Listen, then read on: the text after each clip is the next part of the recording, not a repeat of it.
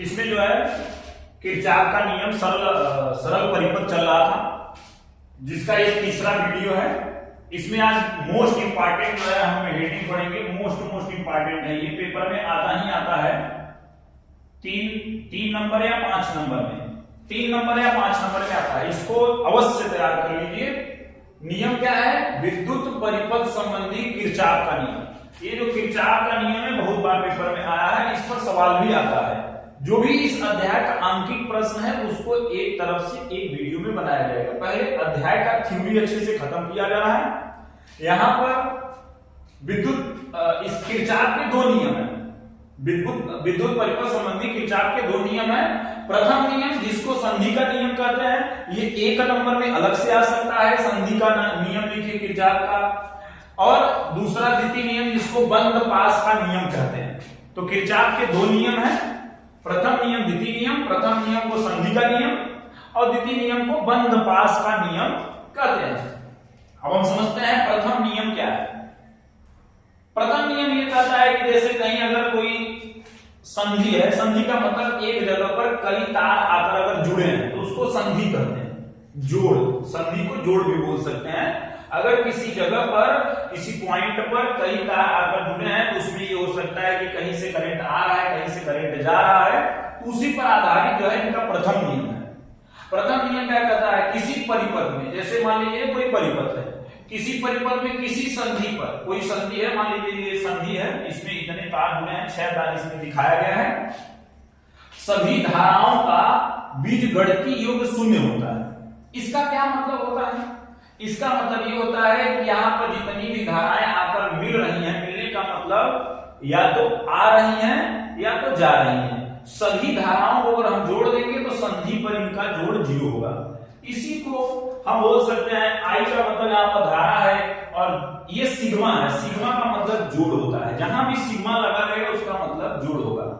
तो ये हो जाएगा कि धारा का बीजगणितीय योग 0 होता है। अगर हम केवल इसे शॉर्ट में समझेंगे तो इसका मतलब यही है कि विद्युत धारा का बीजगणितीय योग 0 होता है। लेकिन कहां पर होता है तो उसमें थोड़ा सा वर्ड जोड़ेंगे कि किसी परिपथ में, कोई परिपथ है और परिपथ में संधि होना चाहिए तब ये नियम लागू होगा। बहुत ही इजी है।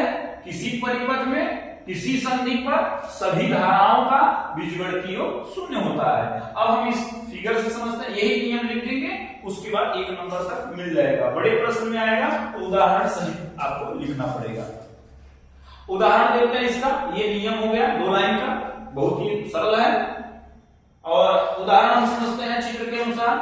एक बात इसमें याद रखिएगा, ये जो संधि है, संधि से जो भी धारा संधि की ओर आ रहा है तो संधि की ओर आएगा तो उसको हम प्लस में लिखेंगे, और जो संधि से दूर जाएगा उसको माइनस में लिखा जाएगा।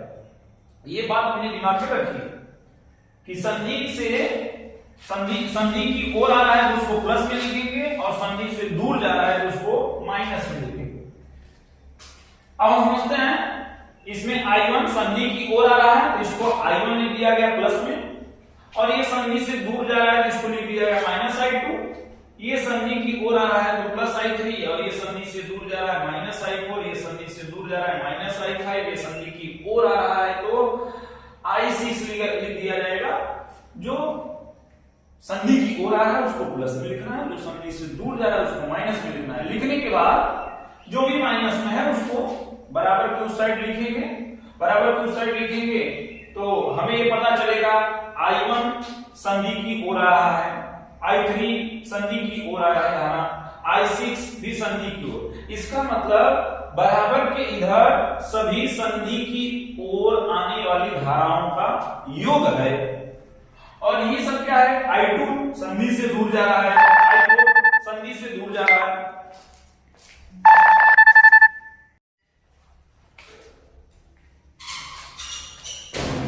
तो यहां पर इसमें क्या पता चल रहा है?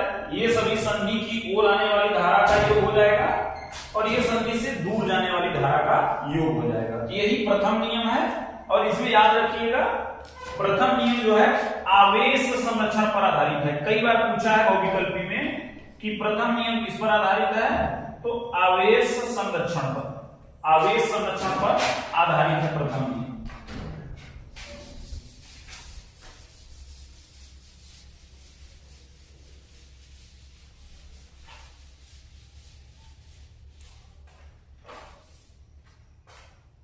द्वितीय नियम समझते हैं यहां पर। द्वितीय नियम या बंद पास का नियम क्या कह रहा है? द्वितीय नियम या बंद पास का नियम ये कह रहा है कि किसी भी बंद पास में, अब ये समझते हैं कि बंद पास क्या होता है।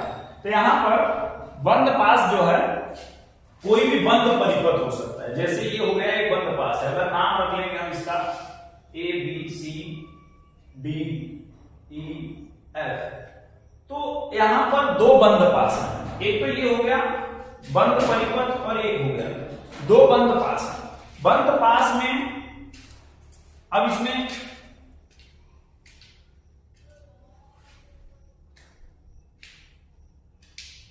नियम क्या कहता है, अच्छे से समझिए इसको। किसी बंद पास में, किसी का मतलब एक बंद पास हो सकता है, दो बंद पास हो सकता है, तीन भी हो सकता है, चार भी हो सकता है।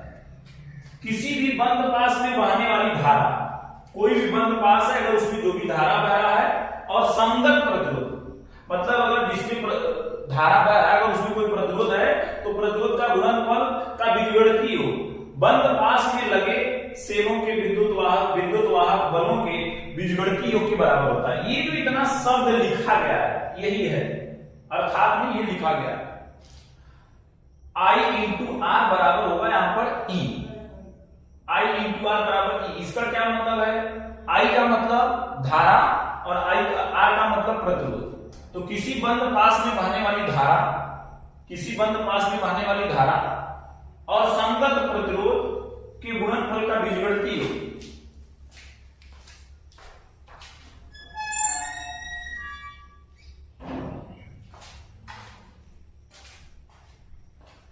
तो इसमें इसको जो है इसी से हम समझ सकते हैं कि किसी बंद पास में बहने वाली धारा कहां बहेगा? किसी बंद पास में, और उसमें कोई न कोई प्रतिरोध होगा। तो बोलेंगे किसी बंद पास में बहने वाली धारा और संगत प्रतिरोध के गुणनफल का बीजगणितीय योग। सीमा का मतलब जोड़ होता है, बीजगणितीय योग उस बंद पास में लगे, जिसका भी बात करेंगे, बंद पास में लगे विद्युत वाहक बलों के बीजगणितीय योग के बराबर होता है। इसी को शब्दों में बताना है, बस इतना करना है। अब हम फिगर समझ लेते हैं।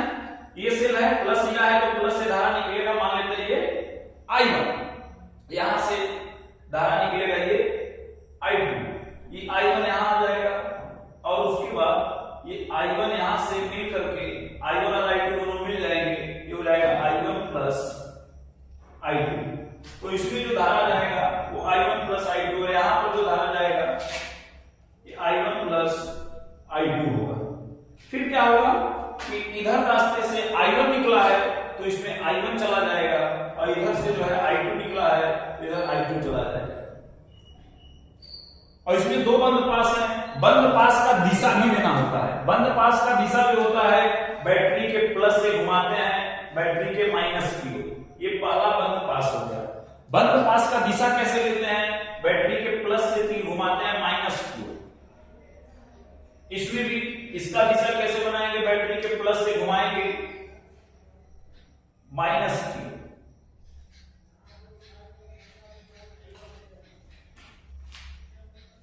अब इसका जो है कैसे हल करेंगे? मान सबसे पहले क्या करेंगे, यहां से चलेंगे, तो यहां से चलेंगे तो इसमें जहां भी प्रतिरोध मिलेगा, जैसे इस बंद पास में अगर हम इधर चलेंगे तो ये प्रतिरोध मिल गया, इस प्रतिरोध में धारा क्या बह रहा है? I2।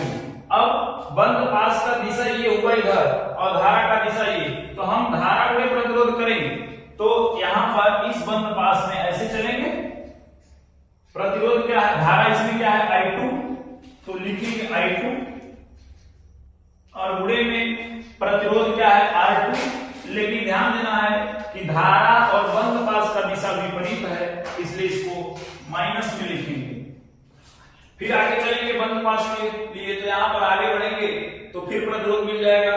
प्रतिरोध इसमें धारा कौन बह रहा है? I1, इसमें बंद पास का दिशा और धारा का दिशा समान है, तो क्या करेंगे? धारा को प्रतिरोध करेंगे I1 गुणे R2 बराबर, इसमें जो सेल लगा है E1 और E2 दो सेल हैं, E1 और E2 दो सेल हैं, इसमें कोई बड़ा होगा, या तो E1 बड़ा होगा या तो E2 बड़ा होगा, उसका अंतर, इसमें अंतर नहीं, दोनों को जोड़कर लिख देंगे यहां पर E1 प्लस E2। तो ये पहला समीकरण मिल जाएगा, इसको गुणा करके आगे पीछे कर लेंगे।